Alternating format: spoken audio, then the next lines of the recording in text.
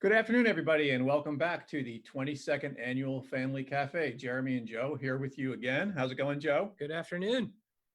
Good to see you back here with me. Absolutely. It's I'd good be to be back. concerned if you didn't turn up. I know, yeah. Where were you? So this afternoon's session, we're going to be focusing on assistive technology. We have our friends from FAST, which is the Florida Alliance for Assistive Services and Technology, here to do a presentation on home automation, some of the things you can install in your home to make life a little easier for you if you have a family member with a disability or you yourself are a person with a disability. We're very happy here at the Family Cafe to have a long-standing partnership with FAST. FAST operates a network of regional demonstration centers around the state, and Family Cafe hosts one of those for this part of Florida right here. So FAST is a great resource for assistive technology. We encourage you to check them out. And now to give us an idea of how we can get some home automation into our lives is Matt Holloway from FAST. Welcome, Matt. Hey, Matt. Hey, thank you, guys. Appreciate that. As they mentioned, I'm Matt Holloway. I'm with FAST. I'm going to do a presentation on home automation and how it relates to assistive technology and how it can help you in your day-to-day life. Couple little disclaimers.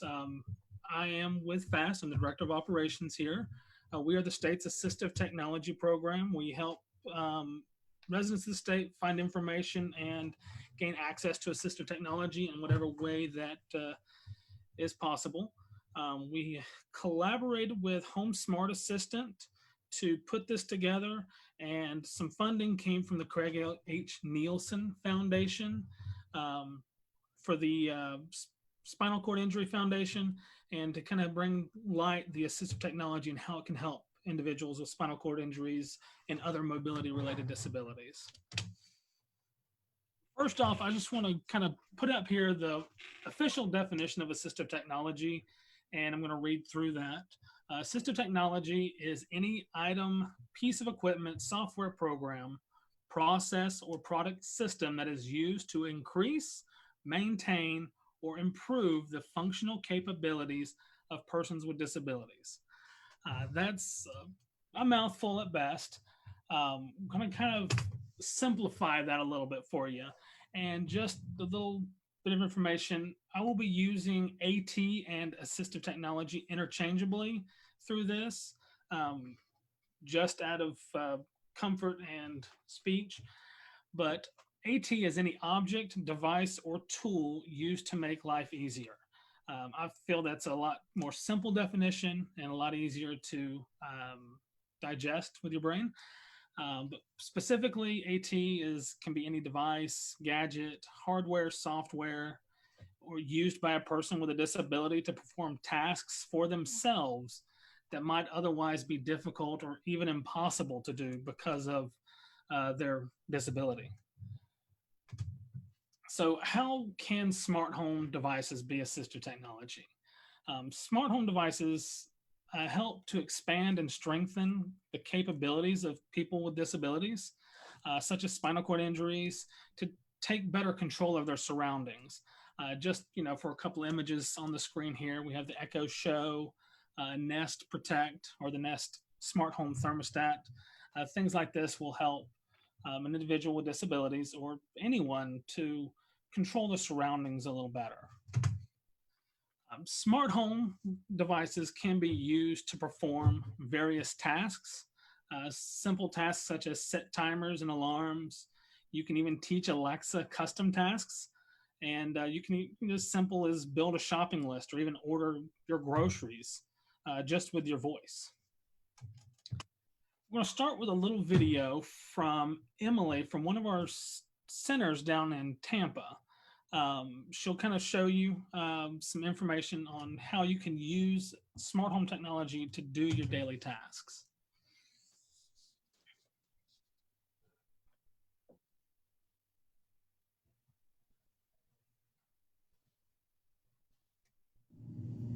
Hi, I'm Emily Wilson from the FAST Central Demonstration Center in Tampa. When you talk about smart home technology, you think of voice access to lights, appliances, TVs, and music systems. Although design is a convenience for the public in general, These devices have really changed the world for individuals with disabilities. Here in Tampa, we always look for additional ways to repurpose or utilize devices designed as a convenience to provide support to those individuals we work with at our center. When we first acquired the Amazon family of products, the Echo, Dot, and Spot, we focused on environmental control using voice or communication devices. We have now expanded the focus to uses to support individuals looking for organizational strategies, not only in the home, but for independent living in general. Let's start with built-in supports such as timers and reminders.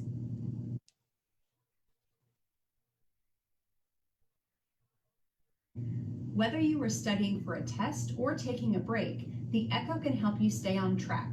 Alexa, set timer for 5 minutes. 5 minutes, starting now. And if you're a person who forgets to do your chores, just say, Alexa, remind me to take the trash out tonight at 6 o'clock. Okay, I'll remind you at 6 p.m. In addition to these built-in features, Amazon introduced options that allow customization for the individual. The examples we'll be discussing are all found in the Blueprints section. For these features, you will need to go to blueprints.amazon.com on your computer or device and log into your account.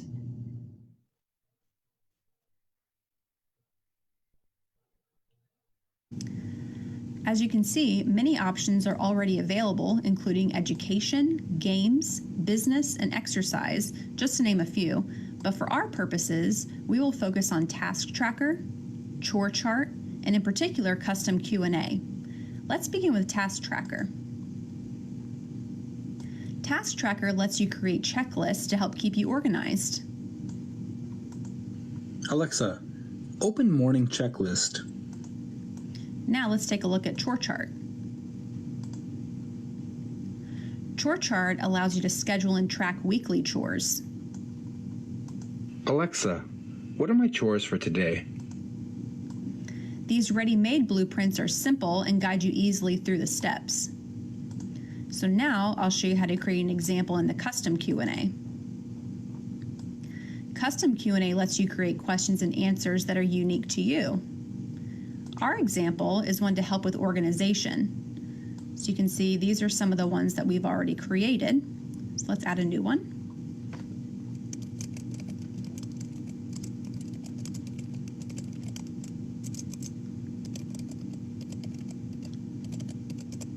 So after you type your custom question and answer, all you have to do is hit Update Skill. Alexa, what's my work number? 813-844-7591. Alexa, cancel. Looks like the time is up. I hope you discovered some ideas on how home automation can help you stay organized. Thank you, Emily. Next step, when regarding to smart home devices, is looking at the different hubs that are available. There are a number of hubs available. I've got 5 listed here, but I can tell you there are probably 15 to 20 other hubs that are available, some that are very customizable and some that are very specific to a set of devices. The 3 most popular are the Amazon Echo, the Google Home, and the Apple HomePod. Other hubs very specific to devices that's pretty popular is like the Samsung Hub, which works with the whole family of Samsung smart things that can do anything from light switches to home security, and the Philips Hub, which works with their light bulb system to control light bulbs all through your house. I'm going to let Jesse from the Family Cafe's Regional Demonstration Center kind of explain the differences in some of these hubs for you.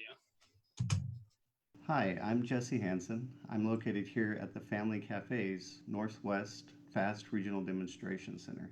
We're located in Tallahassee, Florida, and I wanted to talk a little bit about some of the reasons you might want to use a smart hub with some of your smart devices.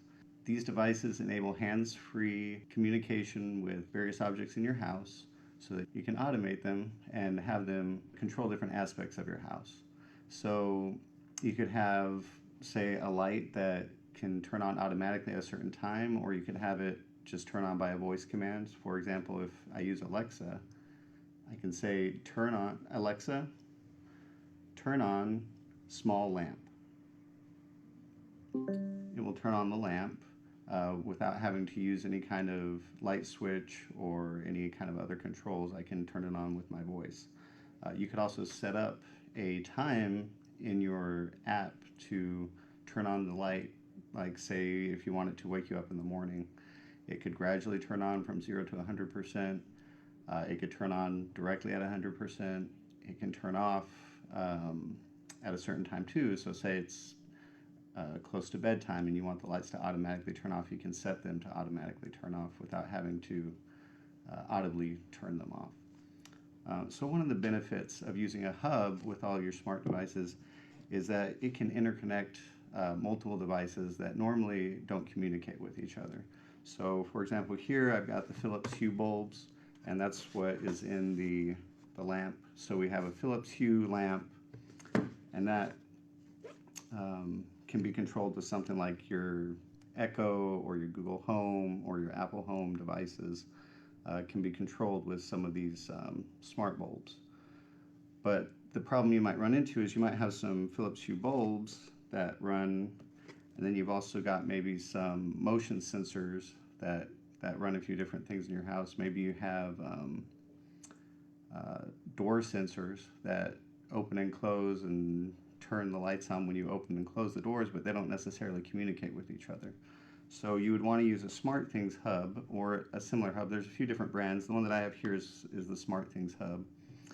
And the way that you hook it up is you usually plug the network cable into your router.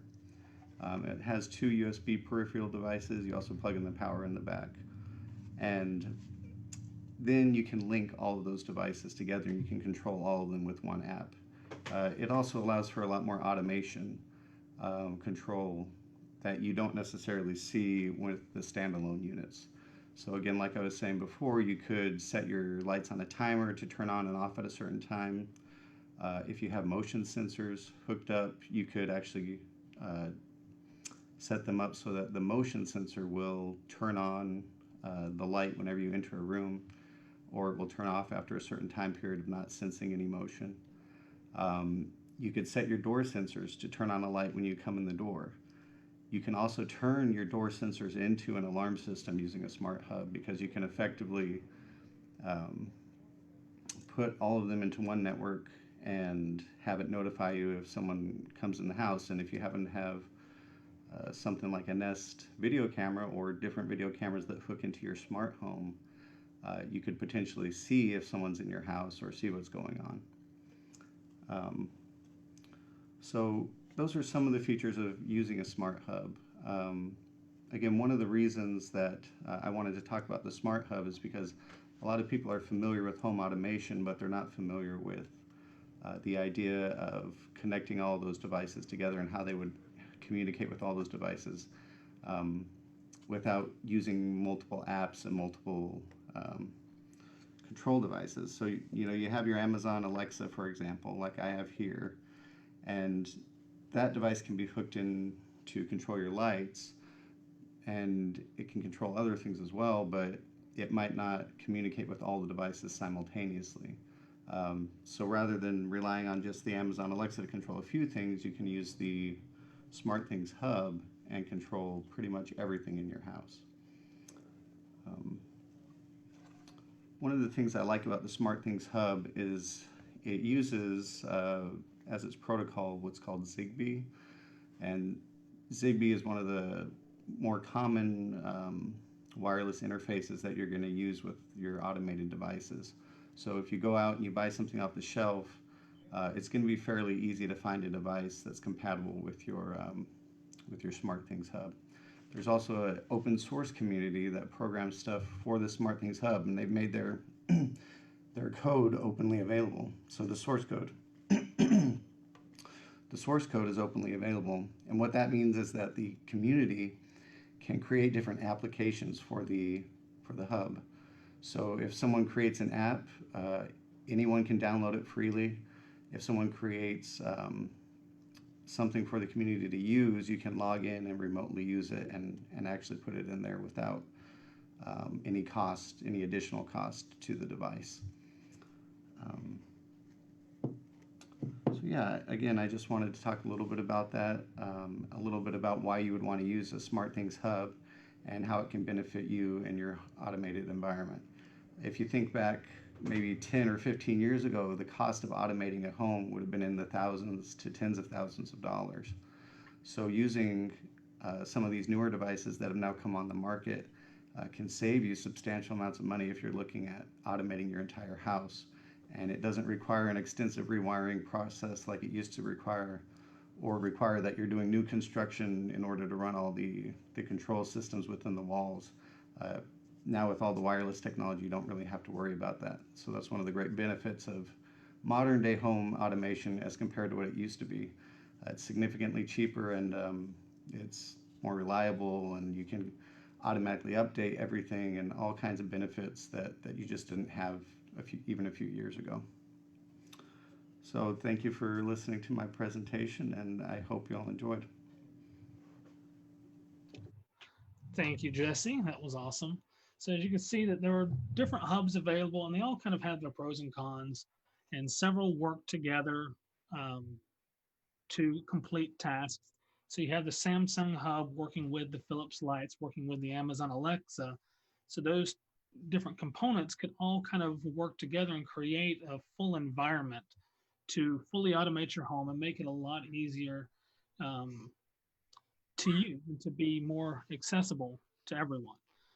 One thing to kind of add on to what Jesse said there about the motion sensors with the lights and the cameras and such, if, to see who's in your home, that same system can also be used by a caregiver who's maybe out shopping or doesn't live with the patient, or a family member that's somewhere else can kind of check in on their family at different times. So you can have a motion sensor in the hallway, when that individual gets out of bed, so you can kind of keep an eye on that person. So it reduces the time that a live-in caregiver would have to be in the home. So it breeds a lot more independence, and that allows that individual to kind of live their own life without having a full live-in caregiver, but also keep that level of safety and security that a caregiver could provide. Another thing that smart homes are really good at is security. So kind of working along that same path, things like smart doorbells, video camera monitors, in-home monitors, front door latches with the smart keypad and door openers are really neat little devices. Something like a smart doorbell like the Ring can let you know who is at the door, allows you to be able to see them, speak to them, and then verify who they are from a simple smartphone or tablet mounted to, say, a power wheelchair. The video camera monitors allow you to have video around your home so you can stay aware of your surroundings when you have limited mobility. So that kind of goes into the caregiver being able to look into the home and just making sure that individual is doesn't need anything and is safe and cared for. The same with other monitors. You can also, like something with like the Amazon, the Echo Show on the top of the photo there has a camera and a video. So it can allow an individual to have, say, a doctor's visit from the comfort of their home for somebody who's maybe got a spinal cord injury, and, getting to a doctor's office is a pretty big task, whether you have an adapted van for the wheelchair or use public transportation. Something as simple as a doctor's visit can be an all-day ordeal.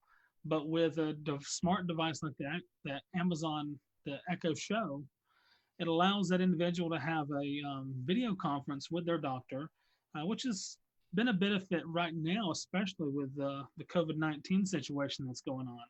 So it allows that little bit of autonomy, that little bit of freedom that the individuals with disabilities can kind of go on living their life and not have to spend all day for a 1-hour doctor's appointment. Front door latch with a smart keypad is is probably the thing that I think is the coolest with all the smart home stuff. working 3 different systems together in this list, like the smart doorbell, the door latch, and then the open sesame door openers kind of work together. So say you have a package delivery from UPS and they ring your doorbell, you're able to pop up on your smart device, see who's at the door, speak to them, verify that that is the FedEx delivery guy. You can just from either your voice or a touch of a button, unlock your door or tell them to leave the package on the doorstep, or they can unlock the door, tell them to leave it inside the home. You can even so much as use a door opener like Open Sesame to open the door with an actuator and allow that individual in the home. Kind of going back to the doctor's visit, somebody in a power wheelchair, maybe they're a quad or paraplegic, and they want to get out and go to the park a few blocks away.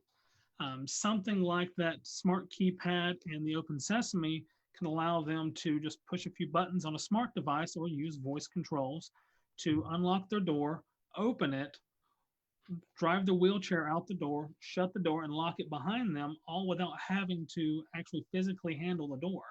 And they can ride down to the park, spend the day in the nature, and come back and do the same thing. So these smart home devices really allow an individual to realize their life more and get out and experience the world. Another really cool feature, and this is probably the most common feature with these smart home devices, is the entertainment factor. You're able to control your entire environment with simple phrases like, Alexa, play The Walking Dead on Netflix, or Alexa, increase the volume 10%. You can use these tools like the Amazon Alexa and Google Home and such to control your entertainment and be able to do so much more. Another neat little feature that I really like is the Logitech Harmony remote system. They have a whole wide range of different smart remotes, but the one thing in particular is the Harmony Hub. Again, it's another hub available. This hub is able to use IR or infrared sensors and other technologies to control different devices in your home entertainment system. Say, for example, you have a VCR and you know those things are not smart. You could use something like the Logitech Harmony Hub with an app on a smart device, a tablet, or a phone, and you can actually power up and down something even as archaic as a VCR or DVD player or Blu-ray player. If those devices aren't smart, or you have a stereo system that has a remote control, but it's not an internet connected device, you can use something like the Logitech Hub to be able to control those devices. So it really expands the abilities of this. And that hub can even connect to things like remote controlled lights, remote controlled ceiling fans, can control a lot of those devices as well. We're going to jump over, actually we're going to go down south to the Miami Center, and Sadie's going to kind of show you a few things here that you can do with your entertainment with a smart device. Alexa, turn on the TV. Okay.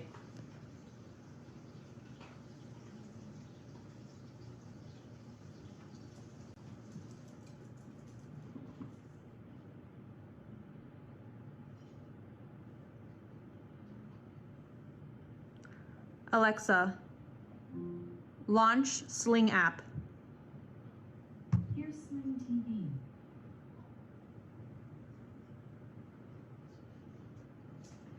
Alexa, tune in to NBC6. Tuning to NBC6.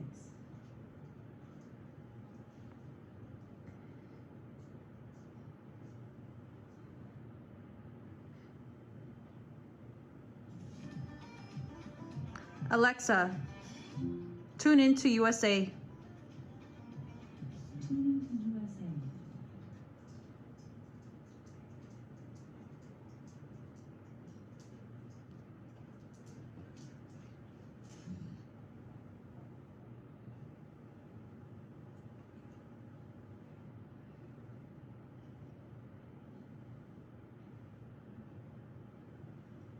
Alexa, Tune in to NBC6.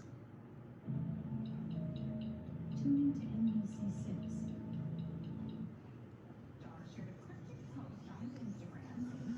Alexa, turn off the soundbar. Okay. Alexa, turn on the soundbar. Okay.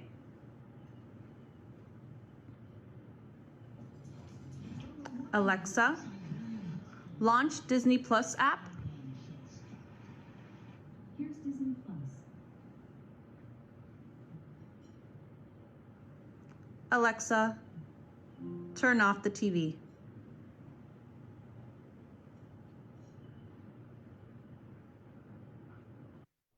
So as you can see, the capabilities of a smart home system really go beyond controlling the lights and such. It really gives an individual full control over their entertainment. I know with my past working in direct care of patients, it was really waiting for the patient to communicate to a caregiver to change a station, adjust the volume. If the caregiver was in the restroom or out for the day, that individual had no control over the television, the sound, the volume of the TV. So something like this could give back control to individuals with spinal cord injuries or other mobility impairments that maybe cannot operate remote controls or other devices. So something like this right here would give them the autonomy and the ability to control the world. And it goes even beyond television entertainment and even to music. Alexa, play music by Imagine Dragons. Shuffling songs by Imagine Dragons on Amazon Music. Alexa, volume 5.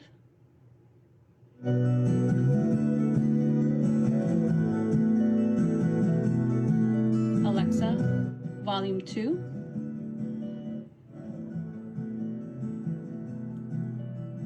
Alexa, pause. Alexa, resume.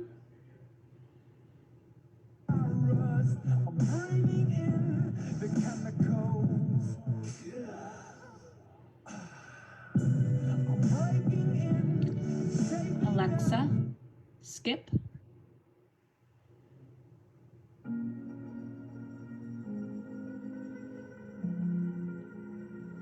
Alexa, go back.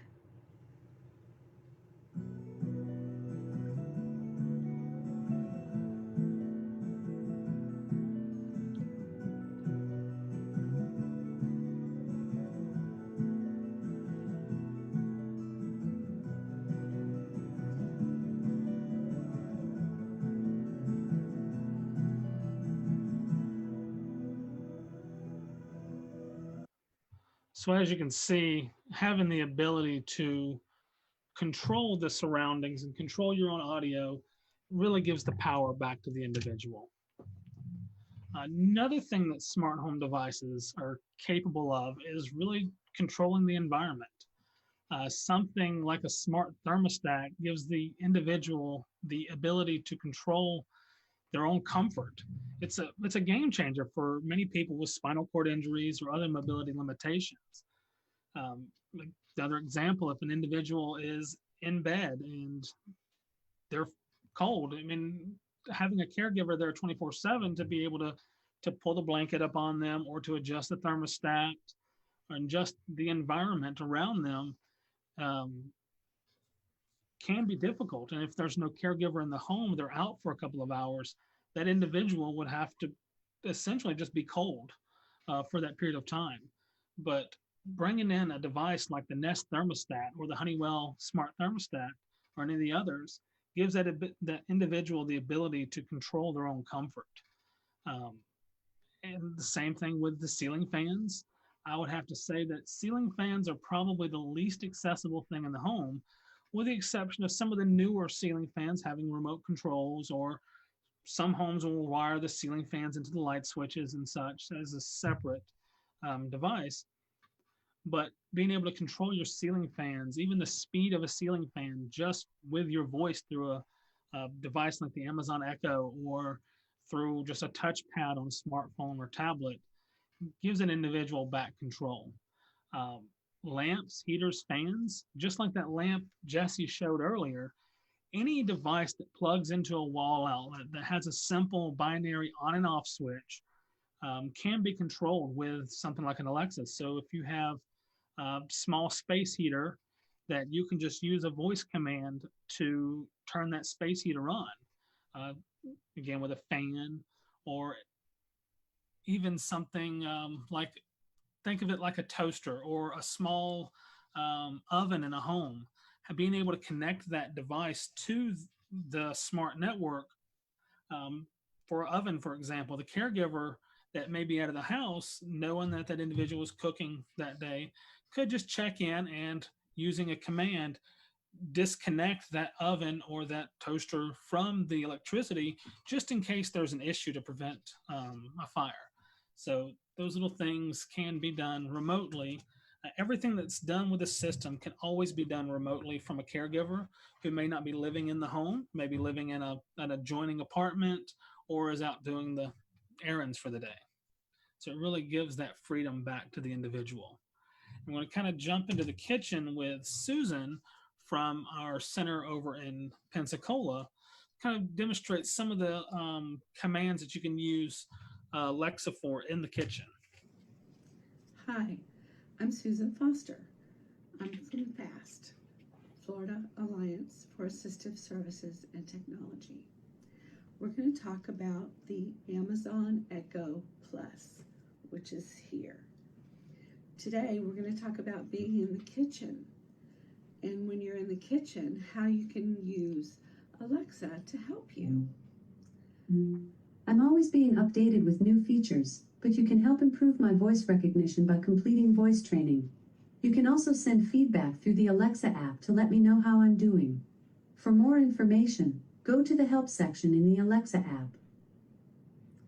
You can tell that when you say her name, she's going to answer. It's always good that she does. We're here to talk about her today so that we can help you in the kitchen. Your appliances do need to be smart appliances so that when you want to turn the oven on, you can say, Alexa, turn the oven on. And Alexa will turn. Sorry, I couldn't find anything to do that. To get started, you'll need a smart kitchen appliance. You see. So when you say her name, you have to be real careful. If you want an answer right away, she's going to give you one. And always make sure that you say her name before you do a command. On Amazon, you can find the Echo Plus for $39 to $250. The ranges are different, and there are several different types of Echo. It's not just the Echo Plus. You can get the Echo Dot, and you can get the other Echoes with screens that are touch, and you're able to use those. Now, you'll have to go on Amazon.com to get that. I'm sure there are other places, but that's going to be your best cost is at Amazon.com. It's great for using in the kitchen when you want to find out what your measurements are. So say you're in there and you need to find out how many teaspoons are in a cup. You can say, Alexa, how many teaspoons are in a cup? Alexa, how many teaspoons are in a cup? 1 cup is 48 teaspoons. Okay. And Alexa, how many cups are in a quart? 1 quart is 4 cups. Say you're wanting to cook a recipe for supper, but you just don't know what you want to cook yet. You can say, Alexa, give me a recipe for Alexa. Give me a recipe for supper. Okay, for dinner, I recommend slow cooker ribs. What would you like? Start recipe. Send it to your phone, or here next recipe. Here, next recipe. Next is seared duck breast with pomegranate molasses, 55 minutes to make, serves 2. You can say, start recipe, send to phone, or next.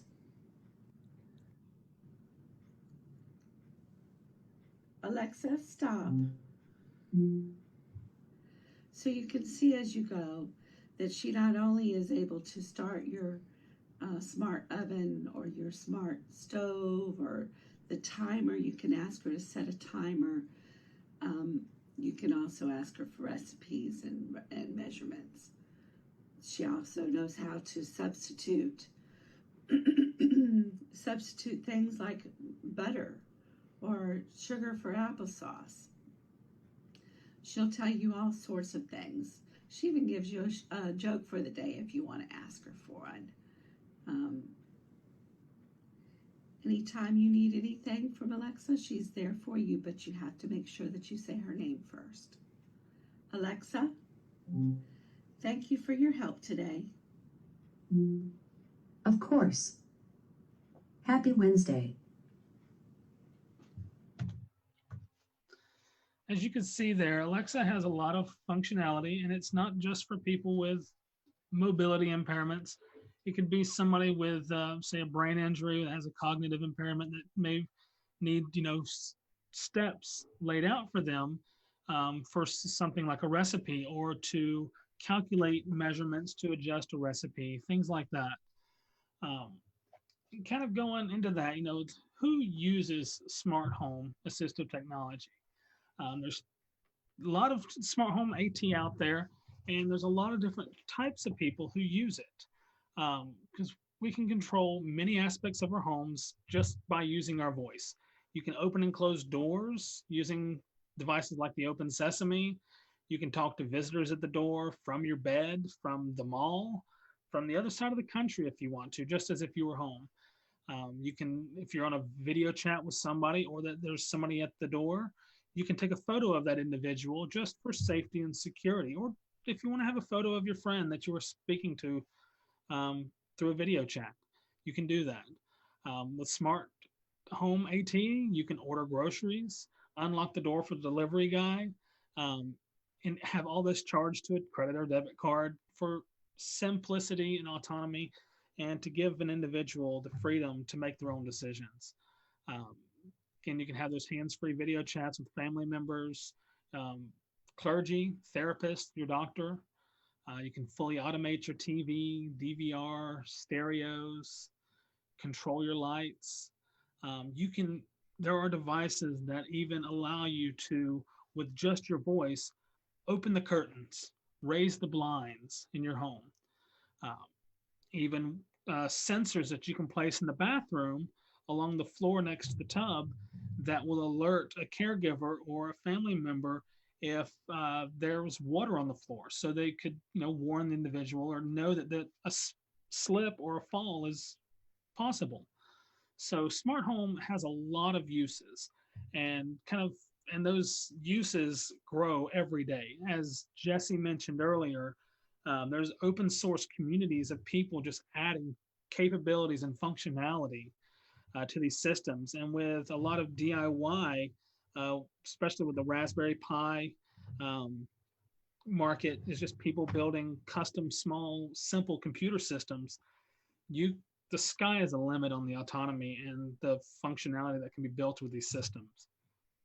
And kind of going into who uses assistive technology or who uses smart home, it could be senior citizens, people with brain or spinal cord injuries, mobility-related disabilities, people with cognitive disabilities, just like those, someone who may forget to turn the oven off. You would have that ability you can set timers that if the oven's turned on, you can have it where it automatically turns itself off after an hour, no matter what. So less chances of, say, burning those brownies. Really anyone could utilize Smart Home AT to live a more independent life without having to rely on other individuals as caregivers. And one thing we're looking to see with this is, number of caregivers available, and something that like this COVID-19 pandemic has shown is that having multiple caregivers going in and out of a home can be a risk. But having some smart home devices like this can allow a caregiver to just, come by every, just a couple of days a week instead of having to spend 8, 12, 24 hours a day in the home. It gives a little bit of autonomy to the individual, and also for caregivers being stretched among multiple clients. And again, allows the family members that are caring for their children, their spouse, their other family members, the ability to go back out into the workforce, go on a date, live their own life as well. So it allows a lot more independence across the board. So having this smart home technology is really a benefit to a lot of people. Kind of jump into a little bit of who FAST is and how we can help. We are the state's assistive technology program. We provide information about AT, as well as finding sources to get the AT. We test devices out so that you don't have to, so we can give you informed information on what's available and what may be a good fit for you as an individual. Our headquarters is located in Tallahassee. We have 11 centers other than our headquarters around the state.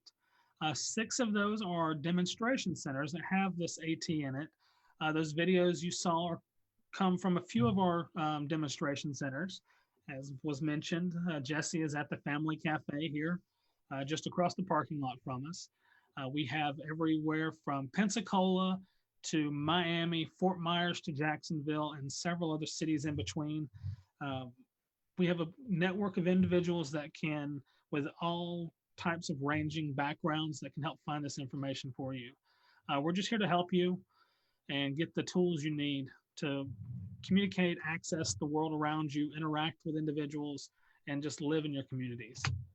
Some of the things that we do to help, we provide that information and assistance. It's like a statewide help desk to find information about assistive technology. We do some AT trainings, and that information assistance, we can inform you of any trainings that may be coming up. We do demonstrations of AT. That would be comparing multiple devices, 2 or 3 devices, to see which one works best for the individual. Just like no 2 people are the same, there are, say, a pocket magnifier that we have probably 5 or 6 different types of magnifiers, if not more, in our library here. We can work with you to find out which one would be best fit for you. We have our lending library that we provide short-term device loans. So you can borrow these devices and try them out for a month and see if it's something that's going to work for you. Or if you're waiting on funding for something, you're waiting on Medicaid, Medicare, Voc Rehab to provide a device, you can borrow one from us in the meantime until you're able to get that device, or if you're waiting on funding. We provide these trainings similar to what we've got here on a wide range of AT topics. And we also provide funding assistance, which we work with the individual to find out what AT they need, and we will navigate those somewhat turbulent waters to find what funding is available, whether it's something through Medicaid, Medicare, private insurance, or if there's any public funds, grants, etc., available for that. We will work through that. We also provide low interest financial loans for the individuals to purchase at AT if those other avenues turn up to be dead ends, or you're looking for something that's a little bit more outside the box that maybe that insurance and Medicaid and such won't pay for. We can help provide those financial loans for that. How to get a hold of us? We're on the web, fast.org. We have a toll-free number, 1-844-FL-FAAST, or 1-844-353-2278. Email address, info@fastinc.org. Any of those right there, you can get a hold of us. We also have TTY available if that's something you want to use, as well as other avenues available on our website to get a hold of us. that really wraps up this presentation. One thing I would ask everyone to do is there's a web address on the screen, and I believe our friends at Cafe are sharing that out for us. We've put up a survey on our website. It's at fast.org/smarthome. The caps don't matter. You can just type it in straight. This is a survey for us to gather a little information to see who these smart home systems would be a best fit for. We're looking to partner with some individuals on putting these systems in their homes to run some tests.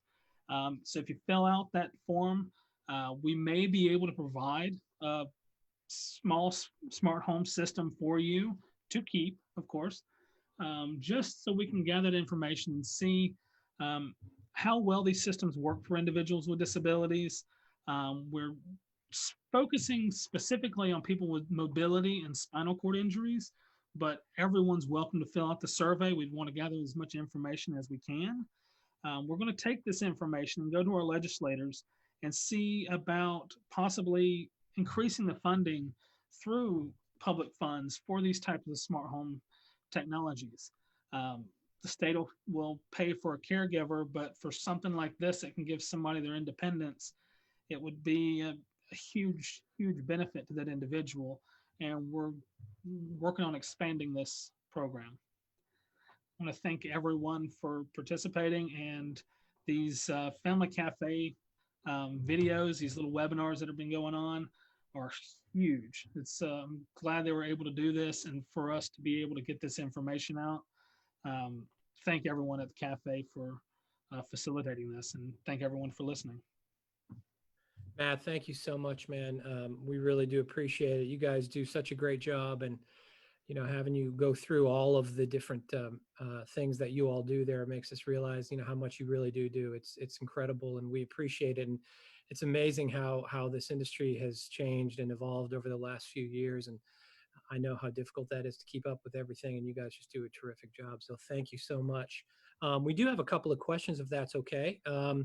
And before we do that, let me just encourage everybody. We did put the fast.org/smarthome in the comment section. Please go to that and fill out that survey if you can while it's up there. So go ahead and do that. Matt, question. Does Alexa work for people whose voices are difficult to understand? What happens in that scenario? There are a couple different scenarios with that. Alexa has a training program that's built into it that will learn the individual's speech and to better understand. But as it's technology, it's not going to be perfect. Through a lot of those hubs, and there are some other hubs that weren't even mentioned that have a touch capability on a smartphone or tablet that give you a touch controls on everything. Also, that with it being on a smartphone or smart tablet, you do have the option for switch access. So if the individual, say, uses a sip and puff switch or maybe a head trigger or something like that, they're able to control that device through even an iPad or through a Pereiro device, which allows you to connect multiple switches to something like an iPad. So you can scan the screen and touch on the screen with even something as just one single button. If you're able to push a button or use your voice, you can control smart home devices completely. Excellent. So also another question we had, short of having Jesse come to everybody's house, which would be great, by the way, I could use him in mine, but how do people get help setting all of this up? With that, that's one of our partners, the Home Smart Assistant. That's one thing that they do is they set up these home systems for individuals, and they make sure it works perfectly before they leave. And they also offer follow-ups and things like that. A big benefit to a service like that is these guys specifically work with people with disabilities. It's not Geek Squad at Best Buy who maybe plug these things in and set up your accounts and teach you how to turn on your TV. These guys work with people with disabilities. Just kind of boasting on them a little bit. They actually worked with, don't remember the name of the company. I think it may have been Invacare, but they worked with the hospital beds, and they developed a protocol with Alexa and with some switches and sensors on the beds that say if a caregiver left the house, they would get an alert if that bed was not put back in the proper position. Say so for an individual who's in the bed, they would get an alert to let them know that the bed wasn't in the proper position and that they could adjust it remotely and readjust the bed. That's what a lot of these guys are doing. We also offer some training and some technical assistance on these devices through our centers and through headquarters, that we can kind of help you get this stuff set up. That's great. That's great. And just lastly, Matt, are there any other types of home automation that people should be looking for, or is there anything in particular that people should be thinking about when they're buying one of, a smart hub for their house? Obviously, Alexa works and is a good product from Amazon, but is there any kind of rule of thumb when you're looking at buying a system like this? When buying a system like this, you really want to think about the environment and what technology you already have. So if you already have one little piece of smart home, you want to kind of look into the features of that and what it's compatible with.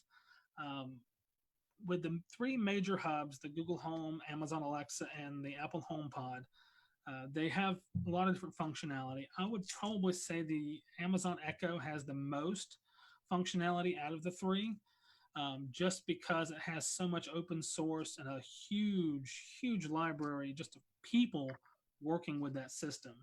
And as Jesse mentioned earlier, that the Samsung SmartThings hub runs off the wireless technology called Zigbee. There are probably 6 or 8 different wireless technologies that smart home uses. Zigbee being the most common. It's the most common, but it's also probably the dumbest wireless technology out there. So there's less that can go wrong with it. So I would definitely look for that. It's usually printed on the package somewhere, usually on the back with all those other little symbols that are back there. You can see where it's connected.